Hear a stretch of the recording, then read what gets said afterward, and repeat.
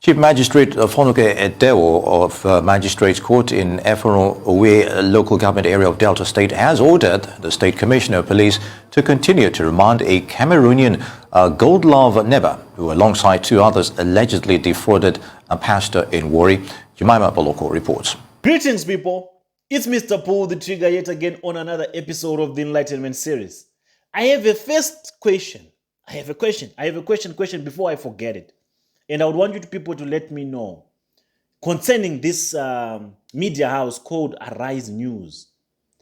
Please, I'm praying and I'm hoping that this TV station, it's a local station. I don't want to believe that it's a national television.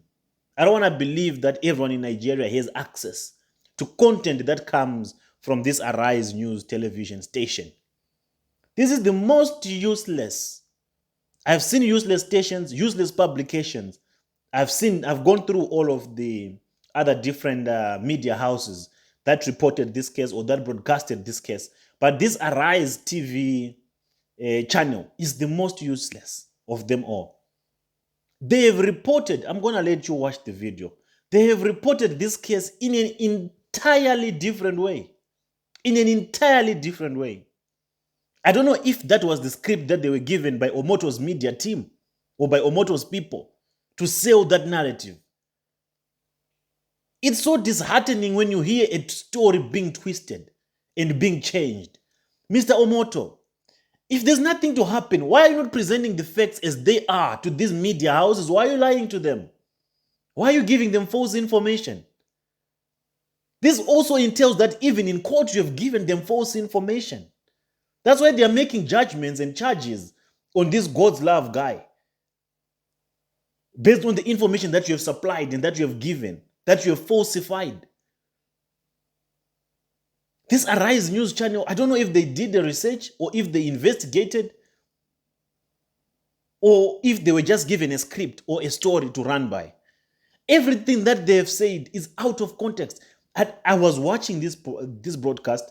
I was watching this news the context of the news broadcast. I thought they are talking about a different story.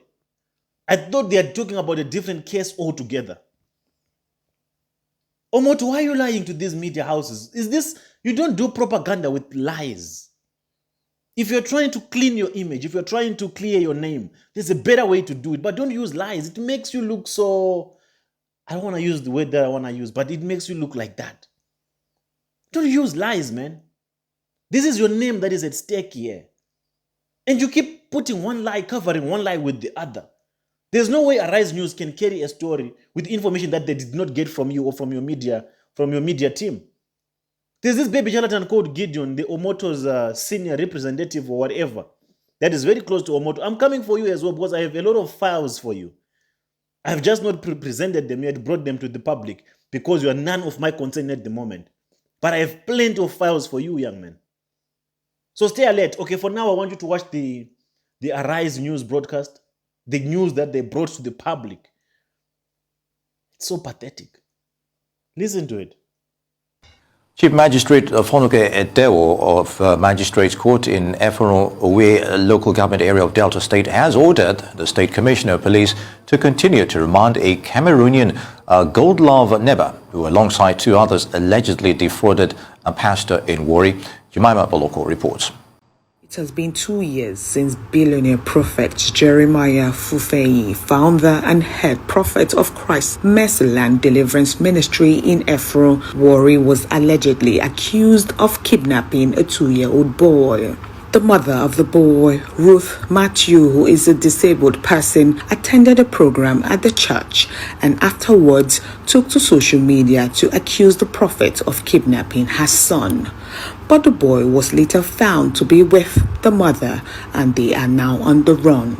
The Delta State Police have now apprehended another suspected criminal, a Cameroonian Goldlove neighbor, who faces possible life imprisonment for defrauding the church of 1,150,000 naira by promising the church to track the mother and son to South Africa, where they are suspected to be hiding.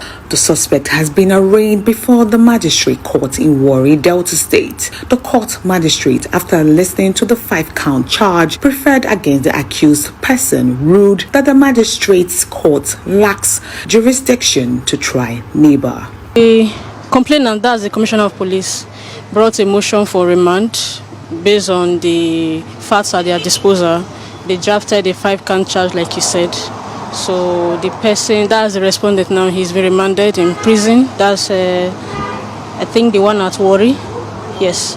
Waiting for legal advice from the Attorney General of the state. He will go through the case file because part of the orders that were on the motion paper is that the duplicated case file be handed over to the Attorney General. They'll go through it and then they make their findings and make their recommendation. Neighbor says he only got involved in criminal activities due to frustration after losing a huge sum of money and regrets his action. He pledges to work with the police to apprehend others still at large. I regret it so much. I regret it. Prof X is a vampire. He's a vampire. Him and Ruth Mathew. I believe that they know the game that they are playing. If any case or any issue that has been handed over to the police, they must make sure they investigate to the last point. And during the investigation, if the police or the court find out that Prof S is a masterminder, I think the law will still go for him. The Delta State Police Command says it will bring every suspect involved in the case to justice. Jemima Boloko, Arise News, Warri, Delta. And on this channel, the only thing that I noticed that they adjusted was to mention my name. Because now they've realized, they keep pushing this propaganda on different media houses. Now they've adjusted their script and they've put Prof X out of the conversation. And it's only the God's love that is mentioning my name. Themselves, they are saying a suspect that is at large.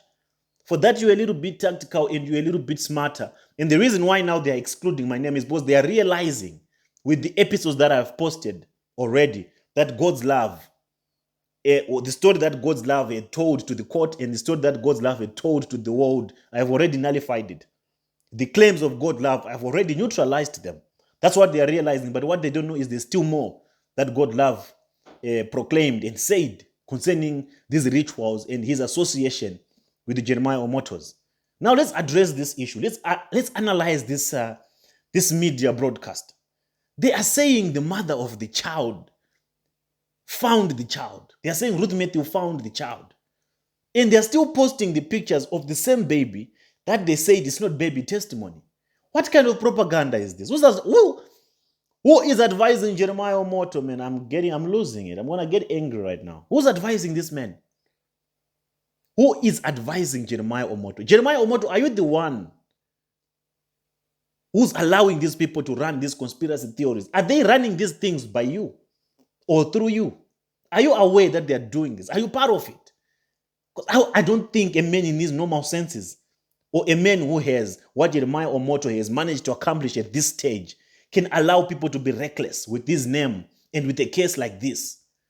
I don't think he approves of this. I'm trying to give you the benefit of the doubt because even a dumb person wouldn't allow this to tread, wouldn't allow this to be online. I would love to believe it's your media team that is just doing it without you knowing it, thinking that they're doing the right thing. But they're messing you up, my man. They're throwing you deep down in a bottomless pit. I should advise you at some stage because I'm now beginning to feel for you. At first, I thought it was ignorance on your part. Now I'm beginning to get to a point whereby, in as much as we are fighting for justice for baby testimony, we need to guide you as well. So that we don't want you to be in a mess. Like I always say, we are not trying to disgrace Omoto here. We just want baby testimony. We just want justice for baby testimony. Whether Omoto has his fingers deep in this jar of this abduction syndicate, that will establish it later. What we are doing in the case of Omoto and the missing baby is to put pressure on Jeremiah, to put pressure on him. Immense pressure for him to become part of this investigation. He does not have to remain silent. He has to say something. He has to be an active participant in the investigation of the missing baby. He has to employ all the resources within his reach and finance everything that needs to be financed to make sure that we get baby testimony. That's the pressure that we are imposing on Jeremiah Omoto. Did you kidnap this child? That's not what we are saying. Don't tell the news wrong information. We are not saying Jeremiah kidnapped the child, but we are saying the baby went missing at Mercy City. And we are holding Jeremiah Omoto responsible. We are holding Jeremiah Omoto accountable because Mercy City are his premises. He needs to give us answers. He should give us answers. He's obligated to give the public answers. You can't just be quiet when a baby is missing. No, man, that's not going to happen. You think you will be silent forever. You will never be silent, my man. The sooner you start talking, the better. The sooner you start arresting the people close to you, the likes of Emmanuel Marcus, sending them to police and investigating, thoroughly investigating them. Listen, I'll give you the benefit of the doubt. You might not have wanted to get this issue addressed because you did not want the image of your church to be compromised. We will understand that. Now that we have gotten to where we are, Jeremiah Omoto, you have to stand up and say something. Don't listen to Bushiri. Don't listen to all the other charlatans that are around you, that are lying to you that this case will be a bygone, that are telling you that this case will just go into, it will just evaporate or it will just disappear into thin air. They don't know what you are into. They don't care about your brand. They don't care about your name. They don't care about your ministry. If they cared about your ministry, they could have advised you to give a statement and give an explanation, and they could have advised you to stop harassing Ruth Mathew. That's what they could have advised you if they cared about you, if they cared for you. If they are telling you to ignore this matter, they don't care about you. Because the more you remain silent, the more you do not become an active participant in the investigation of how baby testimony was abducted. Jeremiah Omoto will keep asking you the same questions over and over and over and over again. That's why you end up being tempted to do damage control, which is actually making a U-turn all the time. It's always backfiring at you. This is not the time for damage control. This is the time for a resolution. This is the time for you to come to the table. This is the time for you to say, okay, I might have ignored this matter because I did not know the intensity of it. I might have ignored it for A, B, C, D, and D. Okay, can we start the investigation now? Can we now deploy all the agents that need to be deployed? Stop accusing Ruth that she accused you of this. Stop trying to attack or victimize Ruth. Ruth lost a child at your shrine. That's the bottom line of the case. Nothing is going to change that narrative. You can sell as many narratives as you want, but the main narrative is Ruth Mathew lost the child at Mercy City. She did not accuse you of kidnapping the child. She said, Jeremiah Omoto has my child.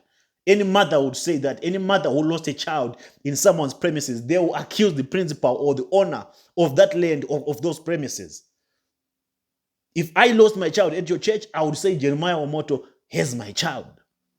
If Jeremiah Omoto did not have my child, or if Jeremiah Omoto did not have Ruth Mathew's child, he could have done everything within his power to assist Ruth Mathew to find baby testimony.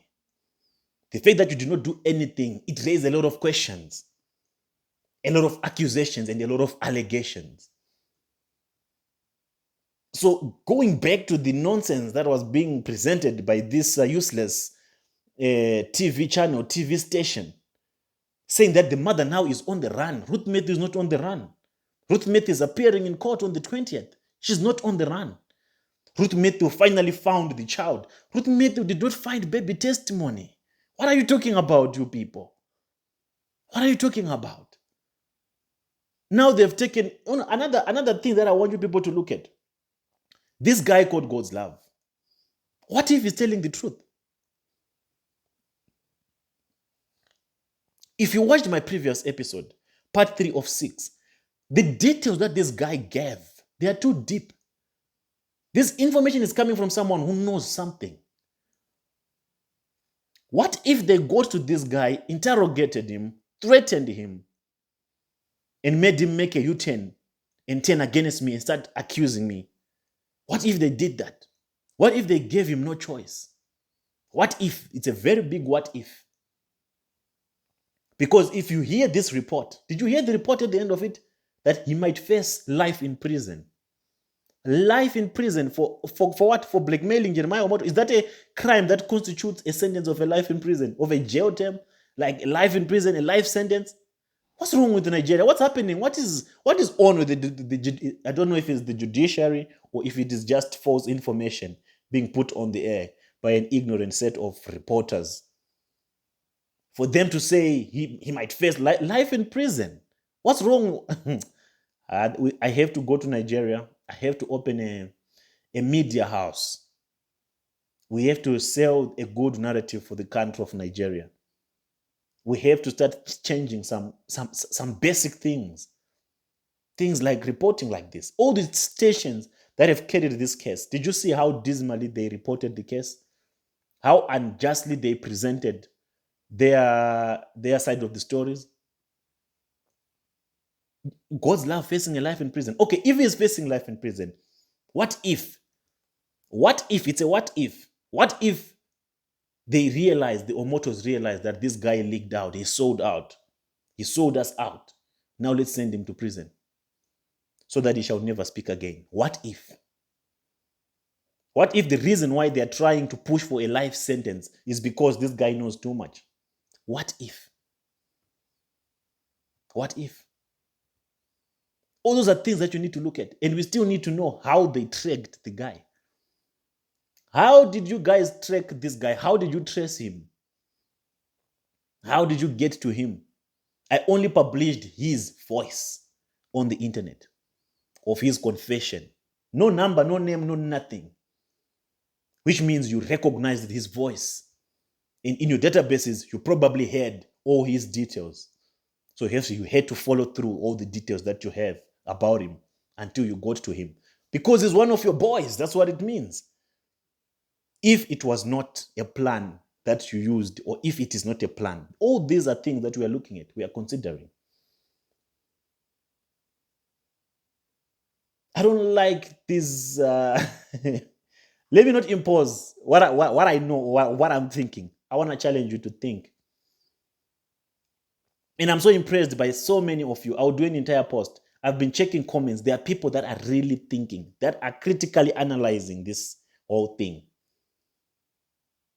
You can sense that these people, now people are beginning to think. Now people are beginning to remain neutral. Keep asking questions. In some of the questions, some of the ideas that I'm bringing up now, I'm taking them from your comments. From the things that you're putting in the comment section. They are aiding to the investigation and exposing this entire syndicate and getting to the true matter of the fact here. So keep sharing. I'm going through every piece of advice, every piece of objection that you're putting, critical analysis that you're doing in the comment section. What if? But Jeremiah, stop using TV channels to do this damage control. Because at the end of the day, you're going to look bad. In another what if testimony is around the corner? What if testimony is about to be found? What if testimony is about to be released? What if the reason why they're doing this media propaganda is because they want this story to get a wide attention, a global attention, using television and mainstream media, so that when baby testimony comes out, Jeremiah Omoto's name will be glorified to say, but he was not guilty of it. But he was not guilty of it. What if? It's a what if. And the other thing that I want you to look at, I don't want to keep feeding you with a lot of things. I know most of you will end up losing the context of the purpose of this episode. But these are just things that you should look at. Or probably I will do another episode concerning this other what if that I want to give you now. That's why I always say when I do a video, every time I hit a punchline, every time I say something that resonates with you, pause the video, leave a comment, leave your remark, leave your contribution, so that you don't get caught up with all the other things that I'll end up saying.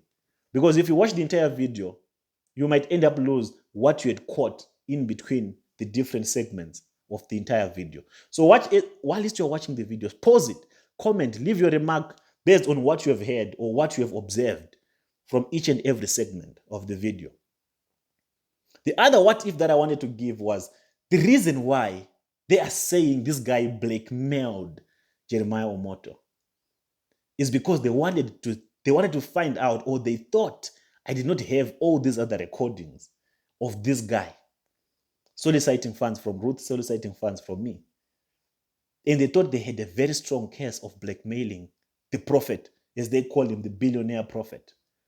So now it was going to look like it's a syndicate between me and this guy who were conniving to blackmail Jeremiah Omoto. And they probably wanted to send an extradition request to the nation or to the Republic of South Africa to say, we have a court case here, a pending case, and Prof X is an accused, he's a wanted here in Nigeria. Wanted for what? For blackmailing Prophet Jeremiah. It's a what if. It's good to do law. You should start law, you people. You should go through, some of the, legal things. It will help you a lot. It will help you a lot. Even though extradition, it's an impossible mission. But I'm just saying, it could have been one of the things that they thought. Because they think they control the police. They think the Nigerian police has the same power here in South Africa. Or they think they probably have the right strings that they can pull to get Prof X to go and be tried in Nigeria for blackmailing the billionaire prophet. But things work different here. It's an entire process. And the other thing is they don't have enough evidence or to actually be in a position to process an extradition request. Because for an extradition request, you need sufficient, tangible, and solid evidence of your claims. To say, okay, Prof X called God love. Here's the call recording. Prof X sent, assigned, mandated, contracted God's love to go and blackmail Jeremiah. They don't have all those pieces together. So when they say we are waiting for advice from the Attorney General, they're just waiting to say, okay, Nigeria, we need to know all the officers on record on this case. From the judges, the attorneys, even the Attorney General that is handling of the state that is handling this case. This case is in the public space. Nothing is going to be done underground. Nothing. Everything has to be on the air. Even if we get to a point where I have to be a witness and go and show up I'll go. Present myself there. It's a battle now. It's a war. And one thing I love about legal things is legal things, they'll always go through the right channels. For you who say that they can bribe, no, not when we get involved. And this is a matter that needs, something like international criminal court of justice kind of a platform. That's how big it is. And that's what we are pushing for. How it can't be tried in Nigeria. We can't have this case addressed in Nigeria or litigated in Nigeria. Come on. What do you take me for? An entire Prof X going to Nigeria to present a case or to defend himself. Say that we go to Denmark or to Netherlands. It's just a what if. But okay, you can now analyze the news bulletin and tell me what you think in the comment section. And don't forget to subscribe, don't forget to like, don't forget to share, and don't forget to advise Prophet Jeremiah Omoto for fan. Go to his Facebook. Leave comments. Mr. Omoto, help us locate baby testimony. We need your help. Assist us. Direct us. You understand? I listen to that. I end up talking too much. I end up making you people lose the focus of the conversation. But let me just make the last comment concerning that representative. Is it a representative or is one of the pastors of Jeremiah Omoto who said, if we find out that Prof X is behind, is the mastermind behind all this blackmailing, then law has to reach to him. They've in Nigeria, they convince themselves, these prophets, that they have so much power to pick anyone from anywhere. That's why you had that baby charlatan, that Babalawo of Jeremiah Omoto, the son, saying that I'm coming to South Africa to arrest you. That one, when he comes here, he will not return to Nigeria. He will not go back to Nigeria. This I bet. We can bet. What's his name again?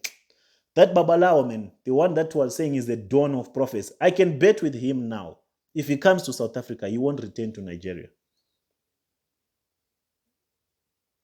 Okay, it's fine. We can bet now. If he comes to South Africa, he will not return to Nigeria. I'm not saying there's anything that will happen to him. I'm just saying. So till I meet you again on the next episode of the Enlightenment series, it's Mr. Pull the Trigger. I'm out.